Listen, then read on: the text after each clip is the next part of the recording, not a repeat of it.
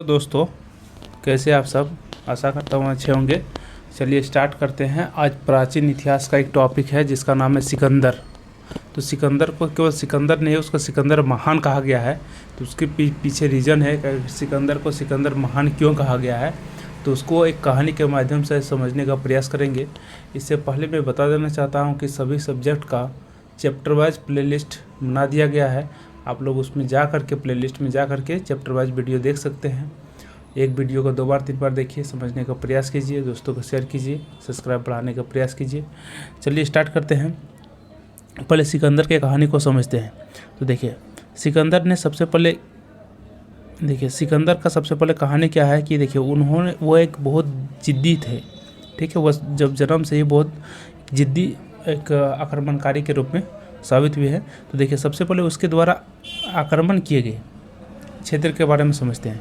तो सबसे पहले उन्होंने आक्रमण किया था, नहीं सबसे फर्स्ट आक्रमण उन्होंने तुर्की में किया था। तुर्की में, ठीक है। तुर्की के जस्ट किनारे में है एक जगह जिसका नाम है एशिया माइनर। तो एशिया माइनर पर सबसे पहला वो आक्रमण करते हैं। फर्स्ट आक्रमण कहाँ करते हैं? Asia minor. दूसरा आक्रमण कहाँ करते हैं? इजिप्ट यानी मिस्र में करते हैं। ठीक है। तीसरा आक्रमण कहाँ करते हैं? इराक में करते हैं। और चौथा ईरान में करते हैं। और पांचवा जम्बू द्वीप जो कि आधुनिक भारत के अंतर्गत आता है वहाँ करते हैं। और छठा पोरस के साथ हाइडेस्पिच या फिर विस्तता झेलम नदी के किनारे एक युद्ध होता है। ठीक है। तो वह शुरू से ही स्टार्टिंग से एक जिद्दी आक्रमणकारी के रूप में साबित हुए हैं और वह अपने क्षेत्र को विस्तार करना चाहते थे। इस कारण से उन्होंने सबसे पहले एशिया माइनर पर आक्रमण करते हैं, उसके बाद मिस्र पर आक्रमण करते हैं, फिर इराक पर आक्रमण करते हैं, फिर ईरान पर आक्रमण करते हैं, फिर आपका जम्बू द्वीप पर आक्रमण करते हैं और फिर पोरस के साथ युद्ध करके, यानी पोरस राजा जो पोरस थे जो झेलम नदी के किनारे है, तो वहाँ पर आक्रमण करते हैं तक्षशिला में। उसके बाद वो फिर वापस 323 ईस्वी में जहाँ से फिर आए थे वापस वह लौटना चाहते हैं और बेबीलोन में उसका मृत्यु हो जाता है। तो चलिए स्टार्ट करते हैं, उसका कहानी को स्टार्टिंग से देखने का प्रयास करेंगे। देखिए सबसे पहले समझते हैं सिकंदर महान। ठीक है। तो सिकंदर महान का जो जन्म हुआ था वो कब हुआ था? तो 356 बीसी में हुआ था। 356 बीसी मतलब आप लोग बता दिए है ना, ईसा पूर्व जिसको बोलते हैं। कहाँ पर हुआ था? मैसेडोनिया को आधुनिक उसको मकदूनिया भी बोला जाता है, उसको मैसेडोनिया नाम से मकदूनिया बोला जाता है। तो मकदूनिया में, ठीक है, स्थान कहाँ पर? पेला नामक स्थान पर हुआ था। ठीक है, मकदूनिया या मैसेडोनिया के पेला नामक स्थान पर 356 ईसा पूर्व में उसका जन्म होता है। उनके पिताजी का नाम रहता है फिलिप द्वितीय। ठीक है। और फिलिप द्वितीय जो थे वह राजा थे। उनके पिताजी क्या थे? राजा थे। कहाँ के राजा थे? मकदूनिया के राजा थे। मकदूनिया के राजा थे। ठीक है। उनका शासनकाल कब से कब तक था? किसका? तो फिलिप द्वितीय का शासनकाल 359 यानी कि 359 से लेकर के 336 ईसा पूर्व तक उनका शासनकाल रहता है। यानी 336 में ईसा पूर्व में उनके पिताजी का क्या हो जाता है? मृत्यु हो जाता है। 336 ईसा पूर्व में उनके पिताजी का मृत्यु हो जाता है। तब जा करके सिकंदर महान क्या बनते हैं? राजा बनते हैं। यानी सिकंदर महान राजा कब बनते हैं? 336 ईसा पूर्व में बनते हैं। ठीक है। नेक्स्ट देखिए उनके माताजी का नाम था ओलंपियास। ठीक है। और उनका जो शादी करता है जिसका नाम रहता है रुक्साना, जो कि उसका तीसरा पत्नी था। ठीक है, रुक्साना उसकी तीसरी पत्नी थी। ठीक है, उससे पहले 2 पत्नी से शादी कर लिया था, लेकिन सबसे ज़्यादा उसका लगाव किससे था? रुक्साना से। ठीक है। और उनका गुरुजी का नाम रहता है अरस्तु से ही वह ज्ञान की प्राप्ति करते हैं। यानी कि मतलब जो है उसका गुरु का नाम रहता है अरस्तु। यानी कि अरस्तु कैसा दार्शनिक थे? यूनान के दार्शनिक थे। ठीक है। जैसे ही उन्होंने गद्दी पर बैठता है 336 ईसा पूर्व में, उन्होंने 2 वर्ष में ही मजबूत सेना का निर्माण कर लेता है। मजबूत सेना का निर्माण करता है 2 साल में ही। और उसका वह स्टार्टिंग से यानी कि शुरू से ही वो जिद्दी आक्रमणकारी के रूप में थे। तो वो शुरू से ही वो क्या करना चाहे? अपने क्षेत्र को विस्तार करना चाहते थे। इसीलिए उन्होंने सबसे पहले आक्रमण कहाँ करता है? तो एशिया माइनर पर सबसे पहला आक्रमण करता है, जो कि आधुनिक तुर्की का जो मध्य भाग है, तो उसको सबसे पहले आक्रमण करके जीत लेता है। उसके बाद दूसरा नंबर पे आक्रमण कहाँ करता है, मिस्र पर। ठीक है, मिस्र कहाँ पड़ता है, एशिया और अफ्रीका के बीच में है, उसको भी जीत लेता है, मिस्र को भी। फिर उसके बाद जाता है कहाँ पर, इराक के पास, और इराक के बेबीलोन जो था शहर, उसको अधिकार कर लेता है बेबीलोन पर। नेक्स्ट उसके बाद जाता है कहाँ, इराक के बाद ईरान पर जाता है, और ईरान के जो शासक था जिसका नाम था, वहाँ का राजा का नाम था डेरियस। और डेरियस जो है वो जैसे देखता है सिकंदर की इस बड़ी सेना को, वह डर से क्या करता है, युद्ध से भाग जाता है डेरियस। और भाग जाने के बाद सिकंदर ने ईरान की जो राजधानी था जिसका नाम था पार्सिपोलस, उस पर आसानी से उन्होंने अधिकार कर लेता है। ईरान की राजधानी पार्सिपोलस पर आसानी से अधिकार कर लेता है। ठीक है, उसके बाद उसका ध्यान जाता है किस पर, आगे बढ़ता है और फिर जम्बू द्वीप कर जाता है। जम्बू द्वीप को उस समय मतलब आधुनिक जो अभी भारत है उस समय उसको जम्बू द्वीप बोला जाता था, यानी कि भारत का पहला नाम जो था वो जम्बू द्वीप था। ठीक है, तो जम्बू द्वीप पर जैसे ही उन्होंने आक्रमण करता सिकंदर ने, तो भारत के बहुत सारे जनजातियों से उसको युद्ध करना पड़ता है। उस समय बहुत ज़्यादा जनजाति था भारत में, तो बहुत सारे जनजातियों से उसको युद्ध करना पड़ता है। उसके बाद फिर 326 ईसा पूर्व में वो चला जाता है कहाँ पर, तक्षशिला। तक्षशिला कहाँ पर है, अभी पाकिस्तान में है। तो वहाँ पर उन्होंने आक्रमण करता है, और उस समय तक्षशिला का जो राजा थे उस राजा का नाम था राजा आम्भी। राजा आम्भी था। तो राजा आम्भी को भी सिकंदर के सामने आत्मसमर्पण करना पड़ा, अपने आप को हवाला करना पड़ा, किसके, सिकंदर के। ठीक है, यानी कि राजा आम्भी भी अब किसके सपोर्ट में आ गया है, सिकंदर के सेना में शामिल हो गया है। ठीक है, उसके बाद उसका अंतिम मुकाबला होता है पंजाब के एक राजा था जिसका नाम था पोरस। पंजाब का राजा जिसका नाम था पोरस।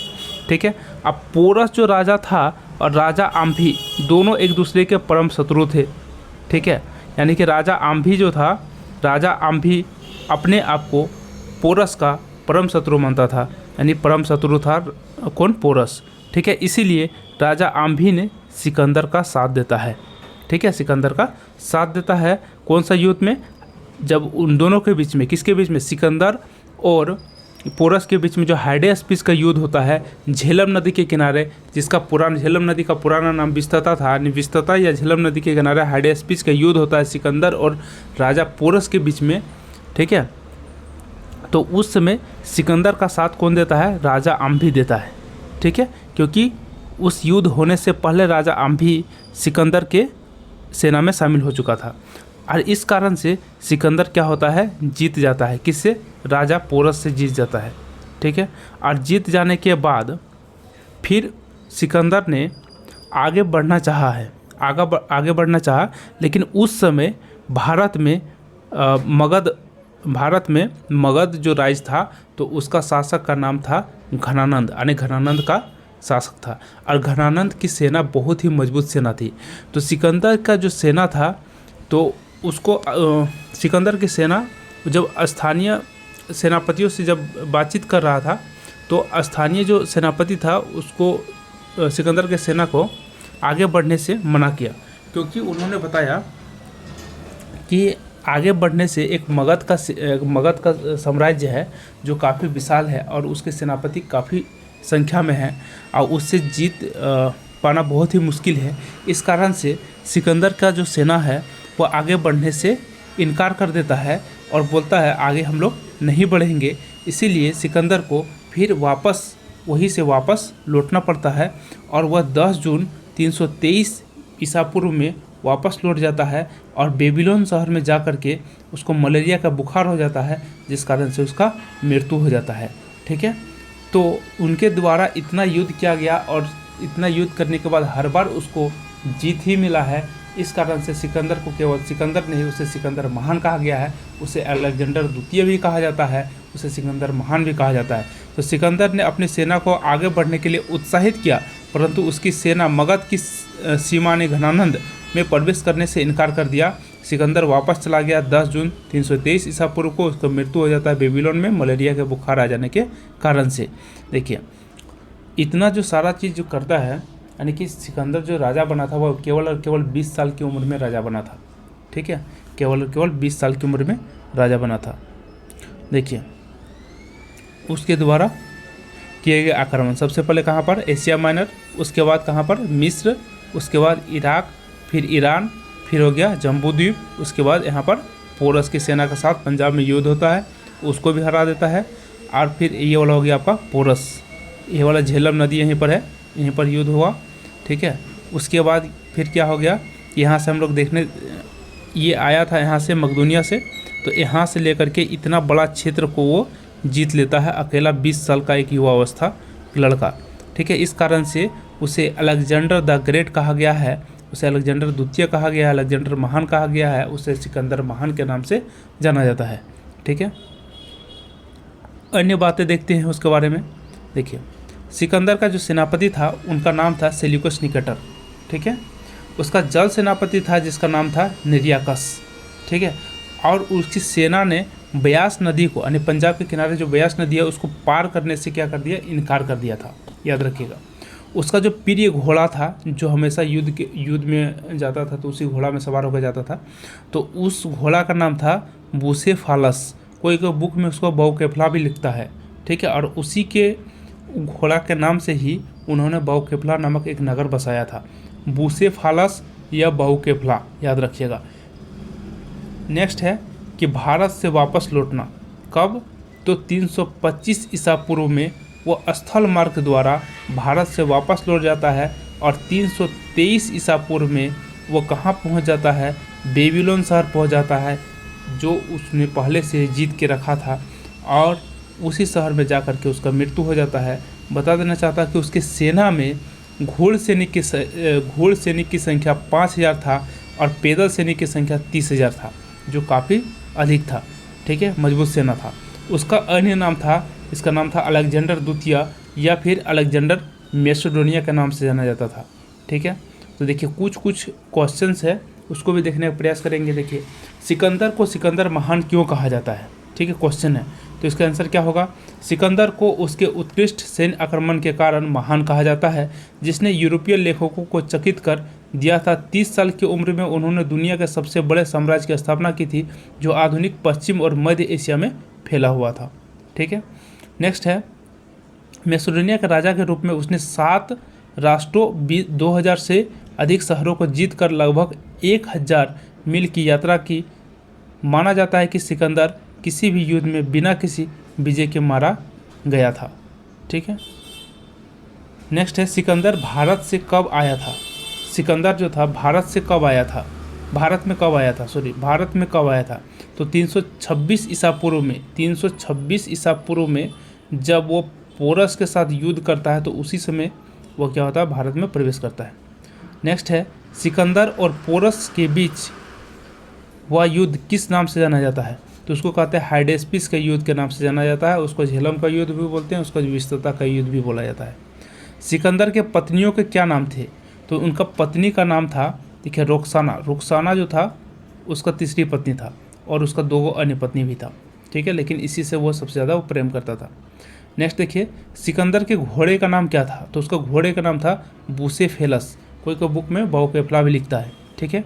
नेक्स्ट है, सिकंदर ने शिक्षा किससे प्राप्त किया था, ठीक है, सिकंदर के गुरु कौन थे, तो सिकंदर ने शिक्षा, ठीक है, एरिस्टोटल, जिन्हें भारत का अरस्तु कहा जाता है, उन्हीं से, वही सिकंदर के कौन थे, गुरु थे, उसी से शिक्षा प्राप्त किया था, ठीक है।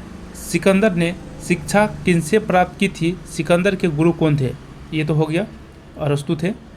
सिकंदर को हराने वाला कौन था, ठीक है, तो सिकंदर को हराने वाला कोई भी नहीं था। देखिए, तक्षशिला के राजा सिकंदर के आगे घुटने टेक दिए और सिकंदर को पोरस पर आक्रमण करने के लिए कहा, ताकि उसका राज्य विस्तार हो सके, लेकिन पोरस ने वीरता का साथ दिया, ठीक है, वीरता के साथ लड़ाई किया, और काफ़ी संघर्ष के बाद पराजय हुई।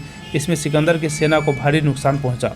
यानी कि जब तक्षशिला के जो राजा था, जिसका नाम था राजा आम्भी, तो उन्होंने तो आत्मसमर्पण कर दिया था, अपने आप को हवाला कर दिया था, किसका, सिकंदर का। अब फिर सिकंदर और आम्भी एक तरफ हो जाते हैं, और एक तरफ पोरस के राजा हो जाते हैं, मतलब पंजाब के जो राजा थे यानी पोरस एक तरफ हो जाते हैं, और दोनों के बीच में युद्ध होता है। उसमें सिकंदर के सेना को काफ़ी नुकसान होता है, क्योंकि वह आसानी से पोरस जो राजा थे आसानी से वो हार मानने वाले नहीं थे, ठीक है, इसीलिए। तो आशा करता हूँ सभी को समझ में आ गया होगा, और फिर मिलते हैं नेक्स्ट वीडियो में।